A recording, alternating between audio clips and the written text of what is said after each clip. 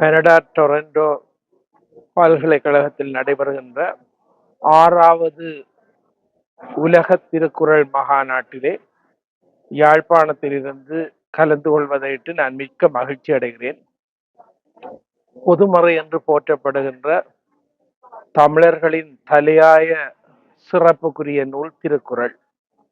2000 ஆண்டுகள் பழமை வாய்ந்த திருக்குறளுக்கு இந்த கனடா தேசத்திலே உலக மகாநாடு நடாத்துவது கண்டு உள்ளம் பூரிப்படைகிறது.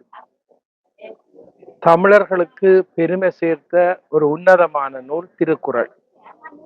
உலகத்துக்குரிய பொதுவான அறங்களை திருவள்ளுவர் அற்புதமாக படைத்திருக்கின்றார்.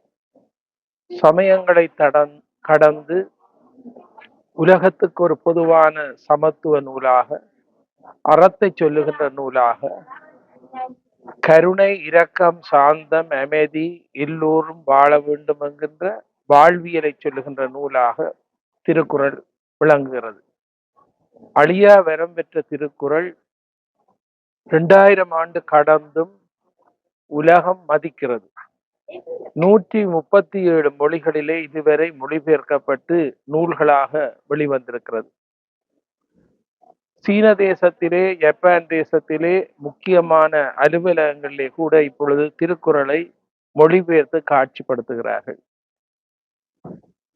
இலங்கையிலே 1891 ஆண்டு முப்பானூர் சர்க்கம் என்ற பெயரில் திருக்குறளுக்கு உரி எழுதியவர் எனது தந்தை வழி பேரனார் பண்டிதர் வேலுப்பிள்ளை அவர்கள். எனவே எங்கள் குடும்பத்திலே திருக்குறளுக்கு உரி எழுதப்பட்டதை இட்டு நான் மிக்க மகிழ்ச்சி அடைகிறேன்.